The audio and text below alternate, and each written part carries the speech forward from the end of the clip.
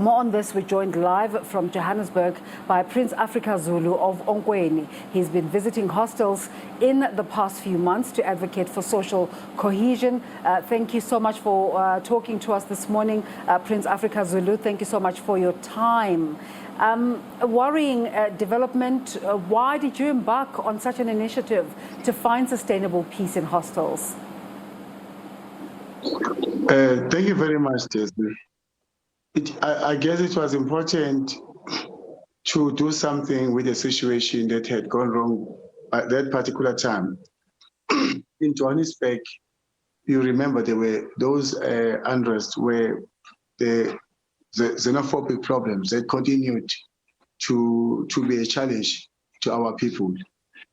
And continuously, as those events took place and repeatedly, it was clear that one needed to do something because the center of the problem at that particular time was Johannesburg, where our foreign brothers were slaughtered in high numbers. And this was definitely a threat to the image of the country going forward, especially when the country's investment people go around the world talking to investors. So it was to pose a serious challenge that how do we deal with the issue of investment in this country when we have got so much internal challenges as a people where we can't even live with our own people of Africa and tolerate each other. Of course, in the last few months, we were faced with another situation, another challenge of this looting that took place over these political instabilities. So we were able to be at the right time to make sure that all the hostels could not take part in that chaos. It was because of the early work that we did. Of course, this is all inspired by the Minister of Art and Culture, Minister Natim Tetwa, who had appointed me later as a social advocate for social cohesion in this country, dealing with not just hostel and also mines. It's just that currently we were setting up structures to make sure that there is sustainability in terms of our plan. Because one of the key challenges we saw is that all this noise was caused by economic challenges that our people were facing on the ground. For instance, the hostels were not maintained. They are in chaos, and it's not a place where we can say that it's a place for human beings to live. So I had to pull together all the relevant stakeholders, and I held several meetings with Minister Nkosazana Zuma and also the Ministry of Human Settlement. So until then, they've been working on a plan to see how budgets can be reprioritized for the sake of sorting out the challenges that we are facing the people in the hostels. Prince Zulu, are you able to give us a sense of what's happening in the hostels right now following the elections and the results that came out of these elections? We saw that there are no clear winners. How has this translated in life in the hostels? Well, you may know that generally in the country, people have actually lost hope in participating in this election. And that was seen by a lot of people who did not vote.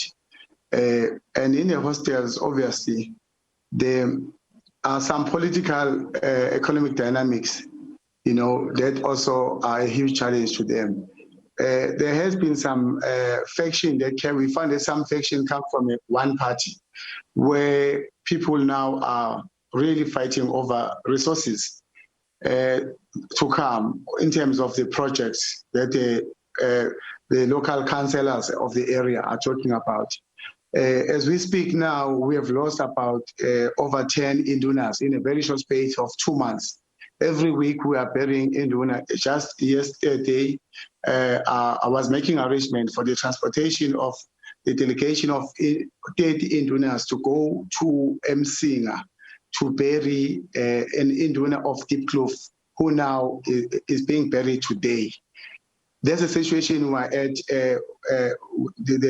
the hostels are not safe. there is more clashes among the local leaders, headsmen themselves over certain opportunities.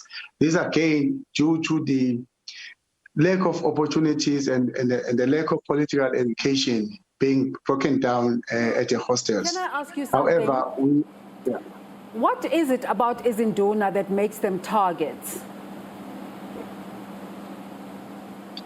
In the hostel, you understand that there's a lot of unemployed people. So we've been doing our own research with regard to how Izindunas are really targeted and how this thing happens. We established something very sad that, a head of Izinduna cost about 40,000 rand for a hitman. So if a hitman is unemployed and he needs to make a living, all he has to do is to make himself available to those people who are hiring the hitmen. They are being hired at a very, very, very lousy 40,000 rand for a soul of a breadwinner, a family man, a father, the grandfather of the family. 40,000 rands for a human life.